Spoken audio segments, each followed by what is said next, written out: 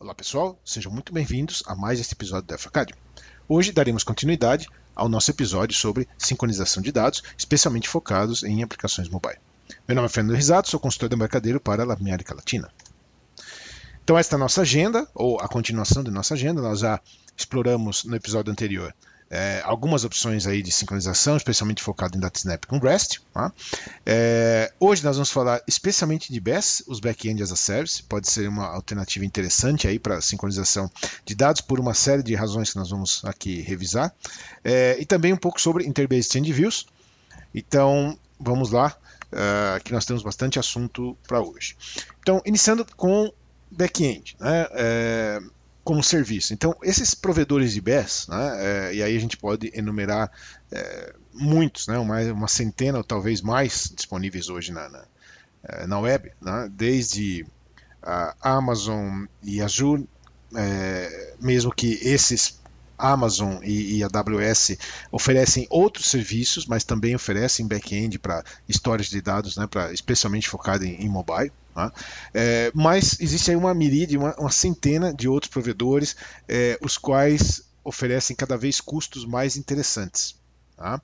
Então, esses serviços de back-end, eles funcionam como um repositório, um storage, né, de dados especialmente, mas obviamente eles possuem outras funções, especialmente, por exemplo, push notification, né, enviar push notification para a sua aplicação mobile de maneira automatizada, mas digamos que o core é armazenamento de dados, né, guardar, consultar dados e também processar esses dados. Então, alguns desses provedores possuem soluções de programação que você aciona no próprio back-end, onde você programa geralmente utilizando uma linguagem ali do back-end proprietária, né, mas, ou baseada em JavaScript, você programa no back-end também algumas ações. De qualquer maneira, o foco disso é uma solução de distribuição rápida, ou seja, o seu back-end está pronto, você de cara sai usando, isso é baseado em storage de documentos, né, NoSQL, então não são bancos relacionais, é NoSQL.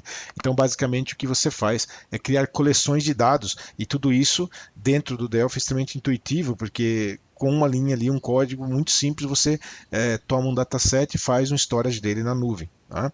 E depois você pode fazer consultas, fazer o get desses dados facilmente. Então, ao invés de você construir o seu back-end, a ideia é utilizar um back-end pronto com uma série de outros recursos de distribuição muito rápida. Então, você consegue ter aí a sua a distribuição da aplicação de uma maneira muito, muito rápida, criando menos código. Né? Esses caras têm alguns recursos que são comuns, então basicamente você pode guardar ali e recuperar qualquer informação em formato JSON, além de ter controle de usuários.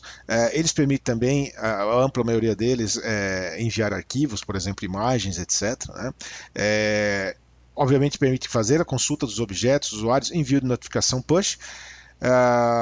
E aí você consegue, do ponto de vista do dispositivo, né, fazer a recepção e ter a notificação que o push foi recebido e foi lido, etc. É assim que se cria as aplicações que permitem interagir aí melhor com os usuários. Né? Então, esses caras que estão aí disponíveis, eles podem fazer o papel do seu DataSnap, de certa forma. Né? Então você tem a opção DataSnap, que a gente chama on-premise, ou seja, você vai instalar na sua infraestrutura, seja um servidor na nuvem ou local, mas é você que está configurando e instalando. E esses serviços são prontos para uso, estão disponíveis aí nas nuvens para uma série de atividades. Nem sempre são digamos, ideais para todos os casos, mas são muito bons para uma grande maioria dos casos. Então, se nós olharmos um pouquinho para algumas para esses caras e quais são as opções, né, você vai encontrar aí vários disponíveis. Né? Nós temos conectores no RAD para Kinvey, para App42 e para Parse. Né? Mas esses conectores você pode derivá-los e criar conectores e ajustá-los para outros provedores. Tá? Não é difícil fazer isso. Alguns outros provedores também têm componentes que você pode instalar no RAD já prontos para uso. Então, depende de você encontrar aí qual você quer usar. De qualquer maneira, há uma novidade nesse cenário, nesse mercado aí de provedores BaaS, que pode causar aí digamos, uma utilização maior desses caras, né? O que aconteceu? O Parse, né, que era originalmente do Facebook, né, pertencia ao Facebook, ele foi tornado um projeto open source. O Facebook descontinuou o seu serviço de back-end as a service, não consideraram que isso estava provavelmente gerando ali receitas relevantes e descontinuaram, mas tornaram o projeto do Parse, a infraestrutura do Parse, open source. Com isso, surgiram muitos provedores, né, de baixo custo baseados na tecnologia do Parse. Então, você vai encontrar aí listas e listas, né, de provedores de back-ends que foram abertos, né, sistemas aí para vender esse storage, baseado no mecanismo do Parse, com algumas modificações, outros não, mas na ampla maioria eles são compatíveis, totalmente compatíveis com a versão original, porque a ideia é que você migre projetos que estavam no Parse, haviam alguns milhares de projetos no Parse, para esses provedores com a mínima mudança possível. Né? Então, desses daqui, um que é bastante comentado e que tem uma boa relação de custo-benefício é esse Back4App. Tá? Então é ele que nós vamos utilizar aqui no nosso demo, mas existem outros, tá certo? Então esse projeto hoje é open source. Você, inclusive, se quiser criar o seu Parse Server, você pode baixar aqui, seguir instruções de instalação e etc. Né? Obviamente existem uma série de configurações envolvidas nisso. Mas se eu vier para cá, ó, eu criei uma conta aqui nesse Back4App, tá? Vamos carregar aqui. Depois a gente dá uma olhada nisso. Mas eu tenho aqui um usuário criado aqui nesse cara, né? E eu criei aqui uma app, né? Eu chamei aqui de Mobile Sync, usando um plano gratuito. Isso que eu ia comentar aqui é que os planos dele, né, inclusive o plano inicial que é grátis, já é bastante interessante. Tá? Você consegue, por exemplo, para sincronizações de dados aí, que sejam não gigantescas, né, utilizar inclusive um plano free. Então, agora sim, nós podemos navegar aqui. Se nós viermos aqui para o... Eu quero sair do dashboard dele aqui. Aqui. Pricing. Né? Então vamos lá. Você tem um plano inicial free, né? E veja que não é pouca coisa. Você tem storage de meio giga, né? Então para algum tipo de sincronização é suficiente, ou de armazenamento de dados, ou para criar uma aplicação mobile que guarde os dados lá. Né? Tem até 5 GB de arquivos, né? E aí tem algumas limitações de limitação de solicitações. Né?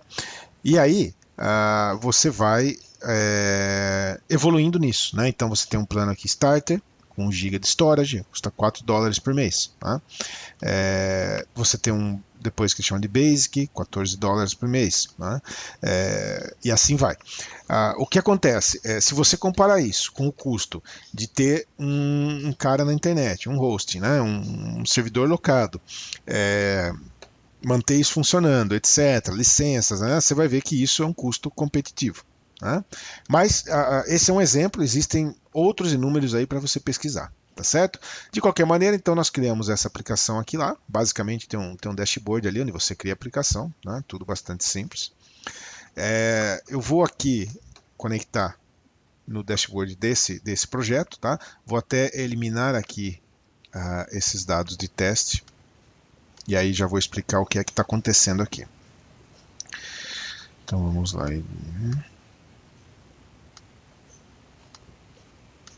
Muito bem. Então, compreendido aí o que é, né, um back-end as a service, né? Então nós temos aqui nesse dashboard uma visão das coleções de dados, tá certo? Isso são coleções de dados, né? Não podemos dizer que são tabelas, porque não são, né? Então eu vou deletar esse cara aqui também. Tudo bem. Primeiro a gente tem que apagar o dado, depois eu posso apagar a classe. Então, aqui, por exemplo, nós temos usuários, e aí é recomendado que, obviamente, você configure usuários, tenha isso aí totalmente seguro, né? Então, configura o usuário para acesso, diz quem pode acessar cada uma dessas classes, etc. Né? O controle de usuário já é parte da infraestrutura. Você pode criar uma classe por aqui, né, definir aqui a estrutura dela, etc. Ou simplesmente você pode, usando os componentes já do rádio, fazer o storage de dados aqui. Então é isso que eu vou mostrar aqui para vocês. Ó. Se eu vier aqui para a ferramenta, né, esse projeto aqui eu chamei aqui de BAS Update e um BAS Client. Né? Então no BAS Update, tudo muito simples, o que é que nós temos? E quais são os componentes que você utiliza? Então você tem aqui, ó, os componentes de storage, né? Então aqui na guia do BAS Client, ó, você tem os conectores, tá? O parser, Kinvey, tá? O app42 você pode instalar, é só baixar do site do provedor. E aí você tem componentes que são utilizados para todos, como por exemplo storage, carry, né? O storage é para guardar dados e fazer gets, né, de dados. O carry, obviamente, o nome já diz, para consulta de dados, envio de push, eventos. Tá? Então, esses são os componentes que você utiliza. Aqui no Parse Provider, basicamente, o que nós estamos informando? Ó? Application ID, Master Key e o key da REST, da API REST, né? Que é a chave para acesso lá à API REST que nós estamos falando. Tá? Então, informado esses caras, e esses caras estão disponíveis aqui para você no seu dashboard, tá? É só navegar aqui pelo dashboard para a configuração da aplicação que você tem essa informação, tá? Então, você, quando cria a aplicação, né, você tem ali a informação, os IDs para usar na integração que você vai fazer. E basicamente nós estamos falando de comunicação REST. Então esses caras são baseados no REST Client do próprio Delphi. Né? Aqui nós temos um backend storage, simplesmente ele está ligado aqui no nosso provider. Então eu vou falar com o provider parser, né, e usando esse backend storage. Aqui eu tenho uma conexão FireDAC padrão, estou conectado ao Interbase, tá? Uma carry aqui, essa carry tem apenas um evento tratado aqui, ó, um after post, tá? Então eu configurei ela aqui com cache updates e aqui no after post a gente vai entender o que está acontecendo. Primeira providência, ó, antes de utilizar o Parse Provider, você vai prover aqui para ele a base URL. O que é esse cara? É a URL raiz do seu provedor de BAS, porque como agora o parser permite múltiplos servidores, quer dizer, tem N provedores de parser, então você tem que ajustar aqui qual é a URL do provedor que você escolheu usar. Né? Isso aqui anteriormente era fixo, porque era o parser provedor oficial, agora como existem muitos, então você vai apontar aqui no base URL qual é o provedor que você vai utilizar. Bom, simplesmente aqui no Create eu estou abrindo, né, a carry, tá? E essa carry permite edição de dados, até aí nada de diferente. Mas o que é que nós estamos fazendo? Ó? Observe que aqui no After Post eu tenho um Create or Update Parts. O que esse cara faz? Ó? Lembra que nós utilizamos, alguns episódios atrás, um serializador JSON. Né? Você pode utilizar qualquer técnica aqui de serialização JSON, escrever a sua ou usar um framework pronto como esse que a gente está usando aqui. Então esse cara aqui é um class helper. Né? Em linhas gerais, o que é que está acontecendo? Eu criei lá na nossa tabela de controle, então a mesma que nós estávamos utilizando, né? A tabela parts. Agora, ela não tem mais aquela data de controle de update, mas eu tenho aqui um Object ID, que é uma string. Tá? Então eu criei aqui um Object ID, nesse momento ele está em branco, né? O Object ID não tem nada. Então, quando o Object ID está vazio, né, eu vou criar essa linha lá no meu back-end. Então, se eu atualizei essa linha, eu estou mandando ela para o back-end. Então, basicamente, ó, back-end storage, create object classe parts, a minha carry como um JSON object, então essa linha transformada num JSON object, né, usando aqui o class helper desse framework aqui, tá? E você recebe um retorno dessa criação nesse backend entity value, basicamente ele vai te dar um ID desse cara criado lá na nuvem. Esse ID eu vou atualizar na minha linha aqui do meu dataset local para eu saber que objeto corresponde ao objeto criado lá na nuvem. Se eu já tenho um Object ID, então simplesmente eu faço um Update Object. Simples, né? Pouquíssimo código e no final eu estou gravando aqui minha carry local. Então esse cara ou atualizou ou criou uma linha nova lá no meu back-end. Vamos ver isso funcionando? Eu vou executar esse cara aqui. Nesse momento o meu Object-ID todo é vazio, né? Então eu vou fazer aqui algumas alterações. Por exemplo, vou passar esse estoque aqui para 20. Olha lá, ele ganhou um Object-ID. Tá? Vou passar esse cara aqui para 40. Ele ganhou um Object-ID. Então essas linhas foram atualizadas. Tá? Eu posso criar uma linha também, né? Vai funcionar da mesma maneira. Então eu tenho duas linhas aqui atualizadas. Vamos fazer mais algumas aqui para a sincronização ficar legal. Então temos agora aí um total de 5 linhas atualizadas, certo? Deixa o servidor aqui, vou voltar para o nosso back-end, vou aqui para o Parts. Veja que aqui estão as linhas que nós atualizamos. Né? Existem alguns atributos que são adicionados pelo próprio parse, pelo mecanismo. Então, esse controle de acesso, esse update at, e esse aqui é extremamente importante para nós. Né? Por quê? Eu não preciso, nesse mecanismo, controlar a data de atualização, porque quando eu atualizo aqui, automaticamente ele versiona a linha. Então veja que aqui ele está me mostrando exatamente quando foi atualizado cada uma dessas linhas. Isso é automático do framework, tá? Desse mecanismo. Né? Aí eu tenho os demais campos aqui, tenho o Object-ID, né? Data da criação também, lá o description, né, dos caras que a gente alterou, e aí o last update eu não estou mais utilizando. Então, esse é o mecanismo. Né? Nós criamos essas 5 linhas e eu sei que essas 5 linhas então foram atualizadas, correto? Muito bem. Do ponto de vista do cliente, o que é que vai acontecer? Base client, eu vou carregar aqui um data module e o nosso form. Então, aqui no Data Model é exatamente o mesmo projeto do episódio anterior, porém agora usando um provedor BES e não mais o DataSnap. Tá? Então, o que é que está acontecendo aqui? Nós temos uma conexão FARIDAC local, né, fazendo uma query no parts, tal qual nós já tínhamos. Né? Então, eu estou usando um banco embutido, porque nós vamos distribuir isso aqui para o mobile. Né? E aqui eu tenho a conexão com o parser. Então, parser provider, né, tal qual nós já vimos na aplicação de update, um back-end query. E o back-end query permite que eu faça consultas. Então, eu estou fazendo uma query na classe parties, tá vendo aqui, back-end class name, parts. Né? E aí você tem query lines. O query lines usa uma sintaxe que é própria de cada mecanismo. Né? Elas são parecidas, mas elas possuem algumas diferenças entre os mecanismos de BES que você vai encontrar. Então, esta sintaxe é do parser. Né?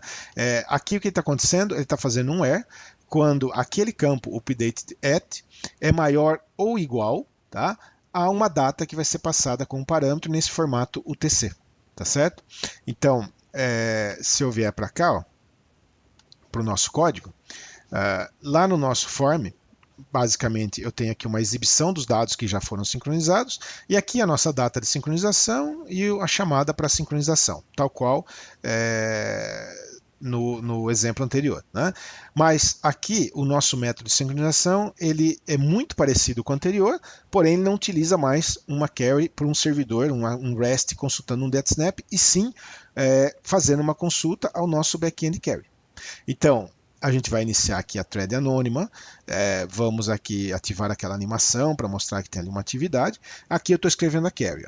Essa query, né, ou essa metodologia, essa sintaxe, você pode encontrar lá na documentação do parser. Tá? Tem todo um guia aqui, eu estou colocando lá na documentação um link para o tutorial, exemplos acerca de como escrever queries. Mas basicamente aqui o que a gente está fazendo é concatenando a data, que foi passada como parâmetro. Eu não preciso da hora, então sempre 0 aqui. Né? Eu quero os registros que foram alterados de uma data para frente. Né? Poderia fazer sincronização também baseado na hora. Então eu quero o registro que foi alterado de uma data e hora adiante. É só basicamente ter o parâmetro ali. Né? Então, para fins de demonstração, a gente está lidando somente com a hora. Preencho ali o back-end e o query lines e dou um execute. O back-end query lines está usando um REST Dataset Adapter, né, que vai receber um response em JSON e vai alimentar o nosso memory table. Tá aqui. Esse memory table eu vou utilizar aqui para fazer o mesmo update que nós já fazíamos anteriormente. Daria para fazer de outra forma, daria usar o do próprio dataset? Daria, mas eu aqui optei por manter o mesmo mecanismo que nós tínhamos no episódio com o REST, né, com o DataSnap REST. Então, exatamente o mesmo update, o mesmo insert. Tá? Então, quando o update é bem sucedido, ou quando o update não é bem sucedido, ocorre o insert, ou seja, se a linha ainda não existia, né, eu vou inserir. Se existia, eu só vou fazer uma atualização de acordo aqui com o código, né, o part number, tá certo? E aí, ao final, né, da mensagem de conclusão da sincronização, uma vez mais o sleep é só para que você possa observar a atividade, porque o processo é muito rápido, tá certo? Então, exatamente o mesmo código, a única diferença está aqui na query que nós estamos fazendo para o REST. Tá? Então, é muito fácil de desenvolver isso daqui. Tá? Se nós executarmos esse cara aqui, ó, eu vou inclusive já executá-lo aqui no mobile. Tá? Então, vou selecionar aqui o Moto-G. Nesse momento, a base da aplicação mobile ela está vazia. Então, se eu pegar o parts aqui, ele não tem nada. Tá certo? Vou desconectar aqui esses caras. Vamos dar Umbra nesse cara aqui no dispositivo mobile. Eu vou compartilhar a tela aqui com vocês. Então, um segundo. Então, aqui, ó, a documentação, tá? A consulta aqui do dashboard, tá? Então, é aqui que você observa, né, o que está acontecendo e configura a parte de segurança, todo esse tipo de coisa, tá certo? Fazendo aqui o package da aplicação, deixa eu compartilhar a tela. Cast.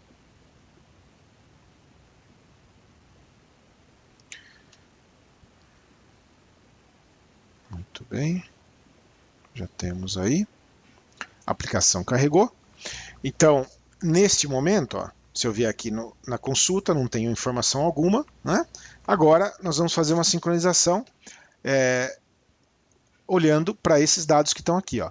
Então, eu quero atualizar tudo que é dessa data para frente, né? Então, vamos fazer aqui uma sincronia, ó. 5 registros atualizados, né? Exatamente o que nós tínhamos. Se eu voltar aqui para os dados, aí eu tenho lá uma consultinha que eu montei só para exibir os dados que foram sincronizados, tá certo? Se eu vier aqui e, por exemplo, colocar aqui uma data superior, obviamente, ele vai sincronizar 0 registros. Então, esse é o mecanismo. Tá? O grande diferencial, praticidade, porque aí você não tem a preocupação com o back-end. Né? Esse cara está lá, pronto para usar. Obviamente, uma vez mais, adicionar aqui controle de segurança, etc. Mas é muito interessante, porque isso aqui tem outros recursos. Você pode criar aqui jobs para processar eventualmente um dado que você está subindo para cá. Você tem aqui a parte de push. Né? Você tem analytics. Então aqui ó, você tem consultas, né? Sobre as atividades, né? O que está sendo executado. Ó. Né, os server requests aqui, quais são as APIs, né, tem consultas aqui de performance, enfim. Isso é muito parecido com o que tem no RAD Server. Então, o RAD Server ele é uma opção a isso que você também pode fazer o roasting, hospedar localmente. Né? O RAD Server tem os analytics, tem também suporte a push e tem a manutenção dos dados. Tá? Então, é muito parecido com o que você tem lá no RAD Server. Tá certo? Muito bem, então isso com relação à sincronização, né? Usando um back-end como serviço, né? Bastante simples realmente de implementar. Né? Nós falamos também aqui sobre Interbase Change Views. Né? Então eu quero só dar uma visão geral do que é, porque nós temos um episódio completo sobre Interbase Change Views. Então, mas para quem nunca teve contato com esse cara, né, o Interbase Change Views ele faz esse mecanismo de sincronização de maneira automática. Então, no episódio anterior, nós utilizamos um recurso de colocar uma data, né, para ter um log do que foi alterado. No BES, nós estamos utilizando o próprio mecanismo de controle aqui de versionamento, né, da plataforma, tá certo? O Interbase Change Views, ele te dá isso também de uma forma automática. Então, o que esse cara faz? Basicamente, você cria um conceito de subscrição, tá? A um dado, ou uma tabela, ou uma coluna, e a partir do momento que você ativa essa subscrição, né, você passa a enxergar somente as alterações naquela tabela ou naquela coluna de um momento X para frente. Isso é automático do mecanismo dele. É como se ele fizesse um log para você. Né? Então, quando você usa um mecanismo tradicional de troca de dados, né, a cada vez que uma informação é modificada, você acaba tendo que ler todo o dado do dataset, né, porque você não sabe o que foi modificado. Quando você usa o Change Views, você enxerga somente a modificação, o delta, automaticamente. Então, imagine que você fez uma query, por exemplo, na tabela de clientes, né? Fez uma sincronização de dados e ali comitou. Né? A partir desse momento, quando você ativar essa subscrição novamente, esse Change Views novamente, e fizer um select na tabela de cliente com a subscrição ativa, você enxerga somente as modificações desde o seu último commit até agora. Então você reduz os pacotes de dados que você vai transitar, e isso é de maneira automática. Tá? Então, sobre Change Views, eu recomendo aqui para vocês, ó, nós temos lá no replay do Academy, e esses links estão também na documentação, né? Mas nós temos um episódio todo já sobre o Change Views, né? E ele é uma opção interessante de sincronização de dados. Né? Então aqui, ó, FireDAC, Interbase Change Views, tá? Esse episódio aqui, ele fala, inteiro dedicado à sincronização de dados. Então eu recomendo aqui, se você quer conhecer mais sobre essa funcionalidade do Interbase, inclusive para mobile, né? Disponível inclusive para mobile, então visite aqui esse episódio, isso aqui também está lá na documentação, mas é o nosso playlist do Academy, então basicamente você tem que encontrar esse cara aqui lá no playlist do Academy, tá certo? Muito bem, então com isso estamos chegando ao final de mais este episódio, aqui documentação sobre Backend as a Service em especial, e alguns blogs sobre esse assunto, alguns exemplos de query, né, que você pode utilizar para filtrar dados, alguns outros tutoriais aí, nesse caso aqui usando o Kinven, né, os resultados são muito parecidos, tá certo? Muito obrigado uma vez mais, aqui meus dados para contato, correio e Twitter, tá? Por favor, siga-nos no Delphi Brasil e Embarcadero BR, e nós vamos agora ao vivo para uma sessão de perguntas e respostas.